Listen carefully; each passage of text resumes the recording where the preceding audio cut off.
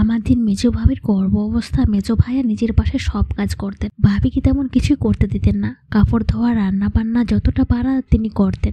ভাবির মাঝে মধ্যে শরীর খারাপ হতো, ভাইয়া তাকে সঙ্গ দিতেন। অনেক সময় ভাবির মন খারাপ থাকতো, ভাইয়াকে দেখতাম ভাবির সঙ্গে বসে আছেন দীর্ঘ সময়, গল্প করছেন, মন ভালো করার চেষ্টা করছেন। আমাদের বড় ভাবে একদিন মার কাছে এসে এইসব কোন ধরনের ঢং মা? মেজো মিয়া কি সব শুরু করেছে? দোকান বন্ধ রাখি সকাল বিকাল বইয়ের ডিউটি করা শুরু করে দিয়েছি। মা বললেন, বসো তুমি মা। বড় ভাবি বসলেন। মা বললেন, মেজো বউয়ের ঘরে তো কাজ আছে, আছে না? বড় ভাবি বললেন, আছে। কি কি কাজ আছে? কাপড় চাপড় ধোয়া, ঘর মোছা, পরিষ্কার করা, রান্না বান্না। মা বললেন, এইগুলো কি করবে? তুমি করে দিবা? বড় ভাবি বললেন, আমার নিজের কাজ আছে, আমারগুলো তো আমি করে কুড়াতে পারি না মা। আমি কিভাবে অন্যের কাজ করে দেব?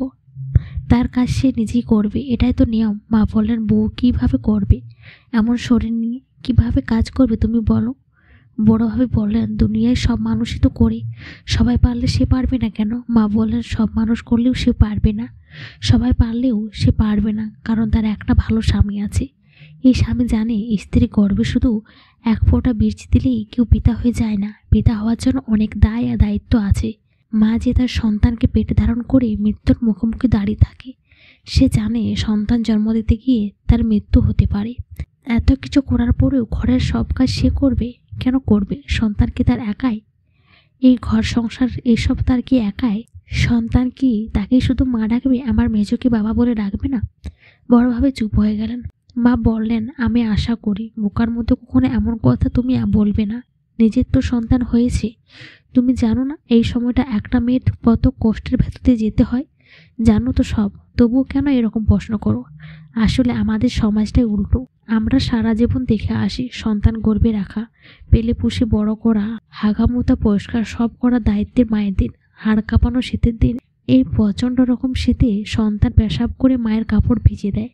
মা আগে সন্তানকে পরিষ্কার করেই বিছানায় গরম কাপড় বিছিয়ে দেয়, তারপর নিজেকে পরিষ্কার করে।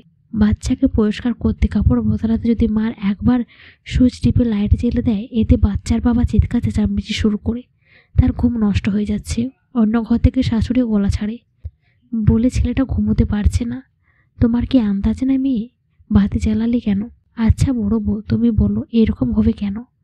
এইরকম কি হওয়ার কথা আসলে? কেন বাচ্চার বাবা চিৎকার চেঁচামেচি করবে? কেন শাশুড়ি 13টা কথা শোনাবে? দোষ আমাদের। আমরা দেখিয়ে আমাদের ছেলেরা আমাদের পুত্রপুত্রের সঙ্গে অনাচার করছে, আমরা এতে আরও হাততালি দিই, বলি এটাই ঠিক, আরও বেশি করে অনাচার করো।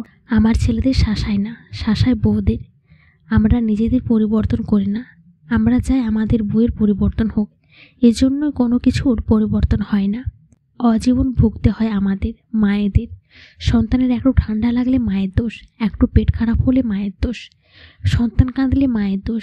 যেন অসুখ মা নিজেই তৈরি করে।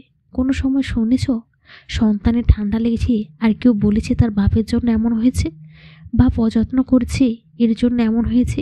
বলে না কেউ, কারণ বাপ তো যত্নই করে না। সারাদিন একবার কোলে ধরে 10 মিনিট আদর করা, কপালে চুমু খাওয়া, আব্বু আব্বু বলে ডাকলে কি সব দায়িত্ব শেষ? না, শেষ না, কিন্তু অধিকার কে ফলায় আগে? বাবা তো যে অধিকার ফলাবে সে তার সন্তানের জন্য পরিশ্রম করবে না? অবশ্যই করবে, করতে হবে। শুধু কাপড় চাপড় আর ওষুধ দিলে তো আর সব কিছু সমাধান হয়ে যায় না, আরও অনেক দায়িত্ব থাকে। আমার মেয়ে যা করছে তা ঠিক, তা সুন্দর, তা সত্যি। এর উল্টো যেটা, এটাকে বাদ দিতে হবে, এর পরিবর্তন আনতে হবে, তবে সমাজ সুন্দর হবে। পুরুষও তখন বলতে পারবে আমার স্ত্রীর অধিকার ঠিকভাবে পালন করি, সন্তানের প্রতি যে পিতা হিসেবে আমাদের কর্তব্য তাও পালন করি। এইসব না করে বড় বড় কথা বলে লাভ নেই। কথায় চেরা ভেজে না বড় বউ। বড়োভাবে যা বুঝবার তা বুঝতে পেরেছি। তিনি মায়ের পাশে বসেছিলেন এতক্ষণ, এবার মায়ের হাতটা চেপে ধরলেন, তারপর বললেন, আমরা মায়েরাই পারি সুন্দর একটা সমাজ উপহার দিতে, শুধু আমরাই পারি। পুরুষরা তো আমাদের ছেলে, আমরা যদি তাদের ছোট থেকেই সুন্দরী শিক্ষা, সত্যের শিক্ষা দিয়ে বড় করি, তবে সমাজ সুন্দর না হয়ে যাবে কোথায়? মা হাসলেন মিষ্টি করে, তারপর ভাবিকে জড়িয়ে ধরলেন।